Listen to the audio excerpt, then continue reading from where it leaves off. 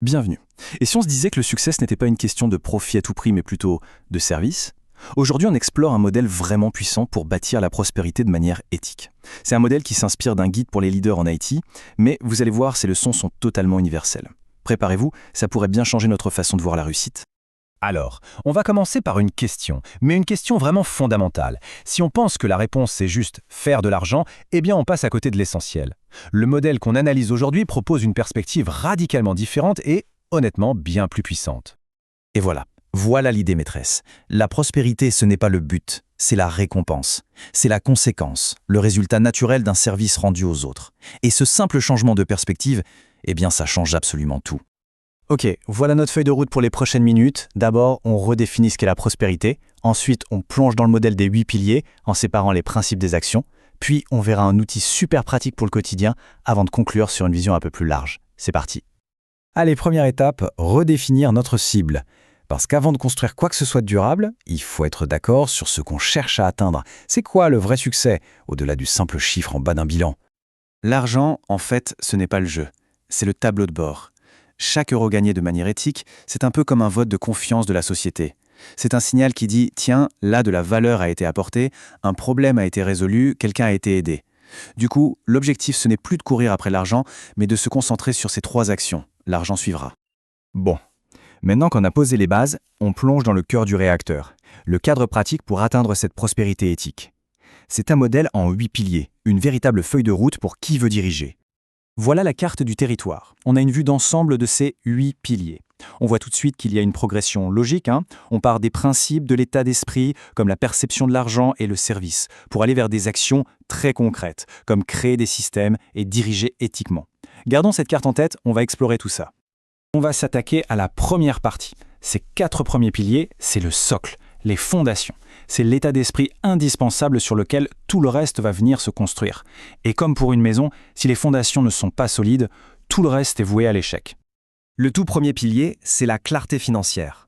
L'argent en soi, il n'est ni bon ni mauvais. Il ne fait qu'amplifier ce qui existe déjà. Un leader qui est flou avec les finances, qui mélange ses comptes perso et pro, eh bien, ça démontre un manque de discipline fondamentale.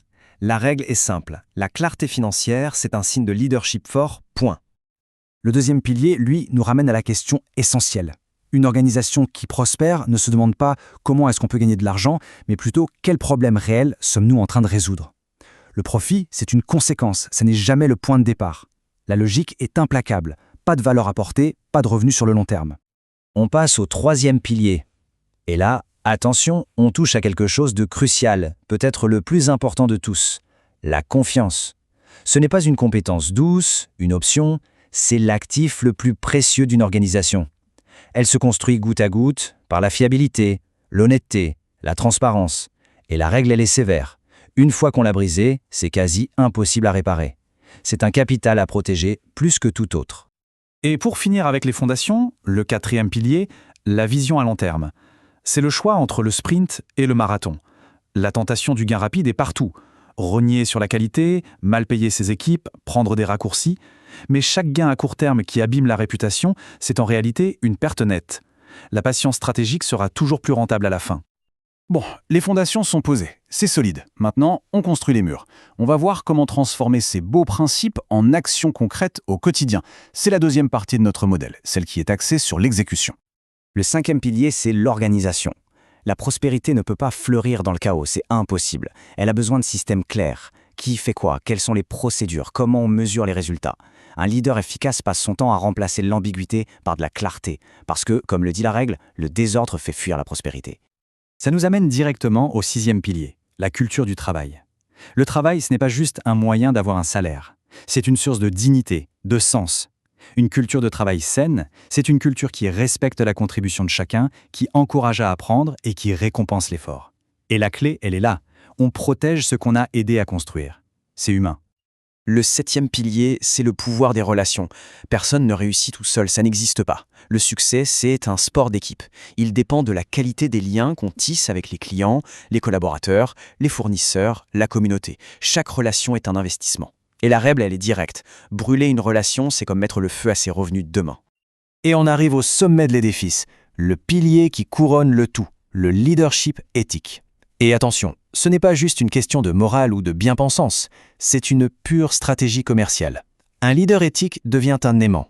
Il attire les talents, la loyauté des clients, la confiance des investisseurs. Finalement, le caractère, c'est la meilleure des stratégies. Ok, 8 piliers, ça peut paraître beaucoup à retenir. Mais la bonne nouvelle, c'est que tout ce modèle peut être ramené à une pratique quotidienne très simple. On va voir maintenant un outil concret pour intégrer tout ça dans le quotidien d'un manager.